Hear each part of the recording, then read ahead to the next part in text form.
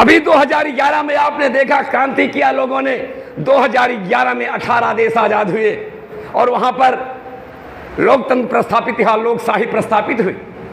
आपका पड़ोसी देश नेपाल है, वहां राजा का राज था 2011 तक, मगर वहां के लोगों ने क्रांति किया और ब्राह्मणशाही राजशाही का खात्मा हुआ।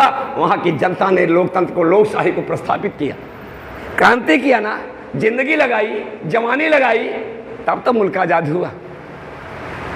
तो मेरे नौजवान साथियों, आपकी ज्यादा जिम्मेदारी है। नौजवान जब चाहे देश में एक क्रांति करके आमूल चूल परिवर्तन कर सकता है, मगर लगता नहीं कि इस देश का नौजवान जो है क्रांति करना चाहता। अरे भाई, हजारों साल हो गया, इतनी लंबी गुलामी, हम जानवर से ज्यादा बदतर हैं। जानवर भी हमसे ज्यादा समझदार है, जानवर भी अपने दुश्मन को पहचानता है, मगर हम इंसान होकर के अनाज खाते हैं, मिट्टी और गोबर नहीं खाते, अनाज खाते हैं। इसके बावजूद भी हमारे अंदर इतनी भी समझ नहीं है कि हम अपने देश की आज़ादी के लिए, अपने देश के लोगों को आज़ाद कराने के लिए आज तक आज़ाद भारत में 74 सालों में कोई आंदोलन नहीं कर पाए। हमसे बढ़िया तो, हमसे बेहतर तो जानवर है कि वो भी आज़ाद होना चाहता है। आप देखा है, आपको गाँव में, आप भी गाँव के रहने वाले हो, हम भी गाँव के रहने वाले हैं। जानवर आप भी पालते हो, जानवर हम भी पालते हैं। जिस जानवर को आप खूंटे पर बांधते हैं, जिस जानवर को आप अपने खूंटे पर बांधते हैं, वो जानवर गुलाम होता है मानसिक रूप से। हम आपको मानसिक रूप से आजाद कराना चाहते हैं। तो जो आपके खूंटे पर जो बंधा हुआ जानवर है, कभी कभार वो अगर खूंटा पगहा तोड़ करके भाग जाता है तो ज्यादा से ज्यादा अगल बगल के खेतों तक जाता है और हरियाली चर करके 1 आध घंटे में, 2 घंटे में, 3 घंटे में आकर खूंटे पर खड़ा हो जाता है। वो खूंटा छोड़ के नहीं जाता। क्यों? इसलिए कि वो मानसिक रूप से गुलाम है। मगर आज की तारीख में जो योगी के सांड हैं, छुट्टा सांड हैं, अगर उनको आप पकड़ करके जबरदस्ती अपने खूंटे से बांध दे तो घंटे, 2 घंटे, 3 घंटे के अंदर आपका खूंटा और आपकी रस्सी तोड़ करके वो भाग जाएंगे। क्यों? कि वो दिमागी रूप से आजाद हैं, उनको आप बांध के नहीं रख सकते हैं। तो हमारे लोग जिस तरह से बधुआ मजदूर बना रहना चाहते हैं, जिस तरह से बधुआ जानवर खूंटे पे आ जाता है, उसी तरह से हमारे लोग ब्राह्मणवादी व्यवस्था के इस कदर गुलाम हो गए हैं कि ब्राह्मणवादी खूंटे से बंधे रहना चाहते हैं, खुटबंद मजदूर की तरह।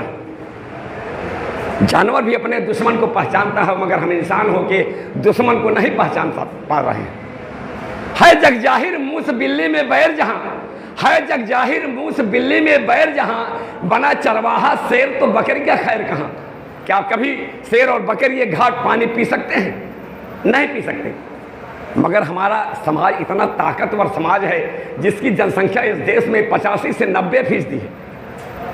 गर्व है कि इस देश में ओबीसी समाज भी हाथी जैसी ताकत रखता है और हमारा साथ सहयोग समर्थन तो अनुसूचित जाति, अनुसूचित जनजाति और माइनॉरिटी के लोग करने के लिए तैयार हैं। सबसे ज्यादा आजाद भारत में अगर किसी का नुकसान हुआ तो ओबीसी समाज के लोगों को होगा। आपका मंडल कमीशन आज तक लागू नहीं हुआ, आपको रिजर्वेशन प्रमोशन आज तक नहीं दिया गया। मंडल कमीशन की 19 सिफारिशें थी, केवल 2 सिफारिशें भारत में लागू हुई और जो लागू भी हुई तो उसमें क्रीमी लेयर लगा दिया गया। यानी एक हाथ से आपको मंडल कमीशन यानी रिजर्वेशन नौकरियों में मिला तो दूसरे हाथ से क्रीमी लेयर लगाकर छोड़ दिया गया। इस देश के अंदर ओबीसी के लोगों को जागृत करने की ज्यादा जरूरत है। वो सबसे ज्यादा ब्राह्मणवादी व्यवस्था के गुलाम हैं। इसलिए मैं ओबीसी के लोगों को विशेष रूप से कहना चाहता हूं कि आप लोग जो बहुजन मुक्ति पार्टी आपकी जागृति के लिए आंदोलन चला रही है, उसमें ओबीसी के लोगों का साथ सहयोग और समर्थन होना चाहिए। बहुत बड़ा ताकतवर समाज है। देश की आधी से अधिक आबादी इस देश में ओबीसी की है।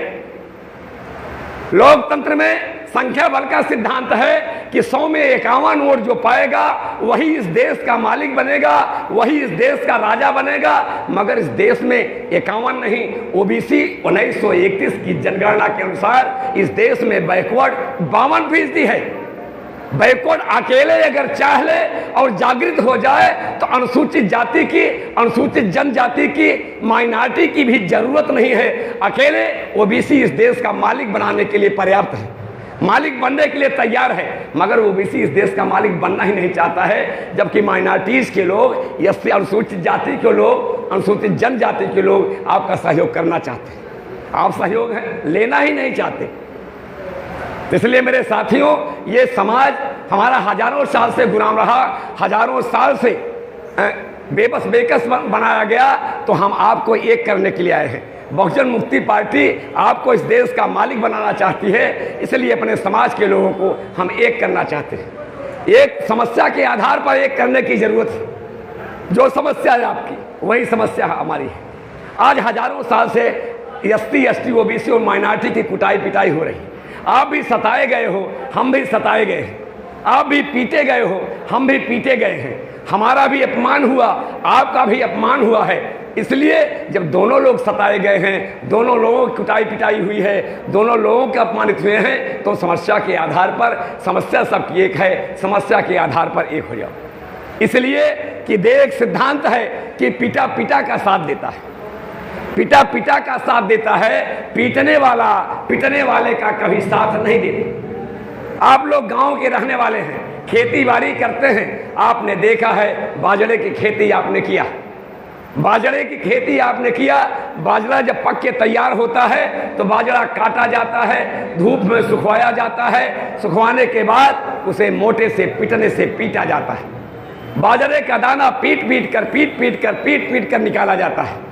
निकालने के बाद उसे साफ करके उसके चावल का जब भात बनाया जाता है, खिचड़ी बनाई जाती है, जब पक के तैयार हो जाता है।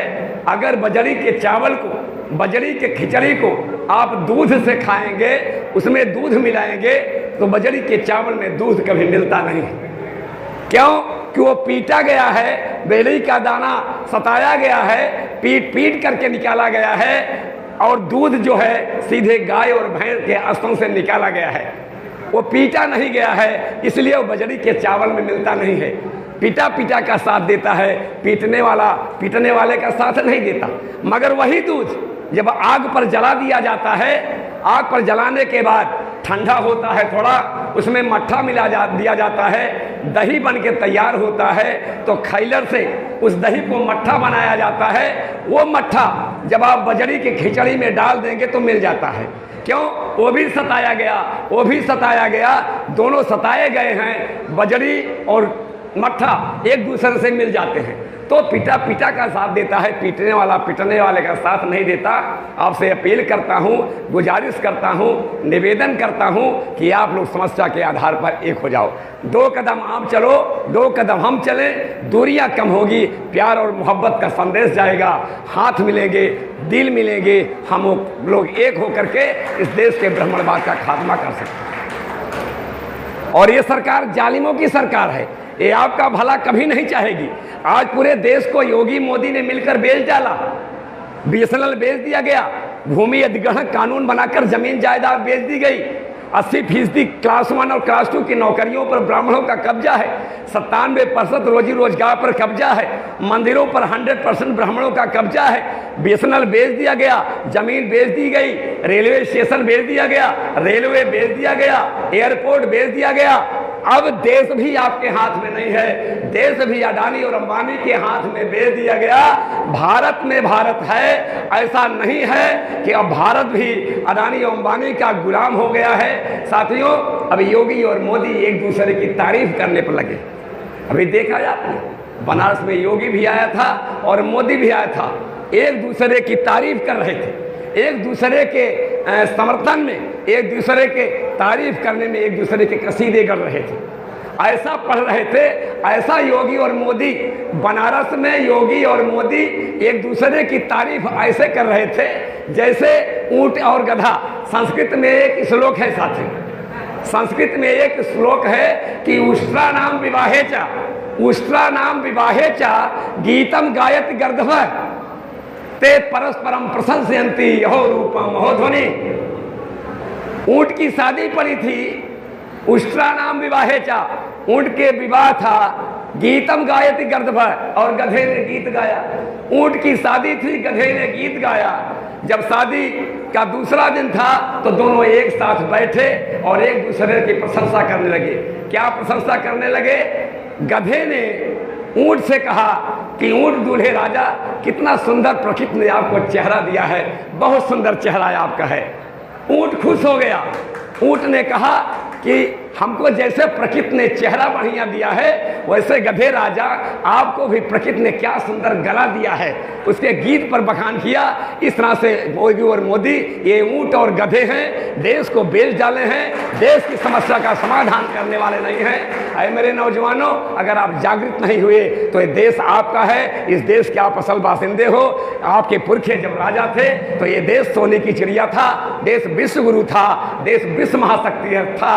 अगर आप क्रांति करके बहुजन मुक्ति पार्टी को भारत और दिल्ली और लखनऊ में प्रस्थापित करते हो तो मैं दावे के साथ कहता हूं, फिर से हमारे पुरखा का देश सोने की चिड़िया बनेगा, विश्व गुरु बनेगा और विश्व महाशक्ति के रूप में भारत जाना जाएगा। इसी क्रम में आपके साथ सहयोग और समर्थन की